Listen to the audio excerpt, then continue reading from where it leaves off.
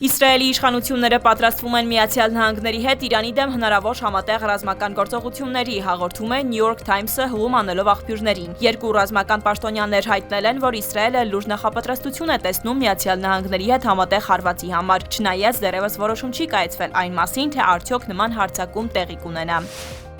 Լեհաստանի վարչապետ Դոնալդ Տուսկը կոչ է արել Իրանում գտնվող լեհ քաղաքացիներին անհապաղ լքել երկիրը եւ զերծ մնալ այդ երկիր ուղևորություններից։ Ես խնդրում եմ ձեզ անհապաղ լքել Իրանը եւ ոչ մի դեպքում չմեկնել այդ երկիր, ասել է վարչապետը դիմելով այն լեհերին, որոնք արդեն գտնվում են տարածաշրջանում։ Տուսկը ասել է, որ մտադիր չէ խուճապ սերմանել, սակայն թեժ հակամարտության հավանականությունը չափազանց բարձր է։ Նա ընդգծել է, որ տարհանումը կարող է այլևս հնարավոր չլինել առաջիկա ժամերին կամ օրերին։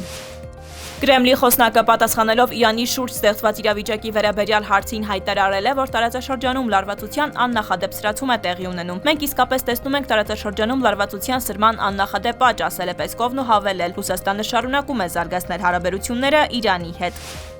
Ուկրաինական հակամարտության կարգավորման բանակցային խմբերի հաջորդ հանդիպումը կրկին կկայանա Շվեյցարիայում, հայտարարել է Վլադիմիր Զելենսկին։ Սա այսօրվա իմ ունեցած ամբողջ տեղեկատվությունն է, հավելել է նա։ Զելենսկին սակայն չի նշել, թե երբ է տեղի ունենալու բանակցությունների հաջորդ փուլը կամ ովքեր են լինելու մասնակիցները։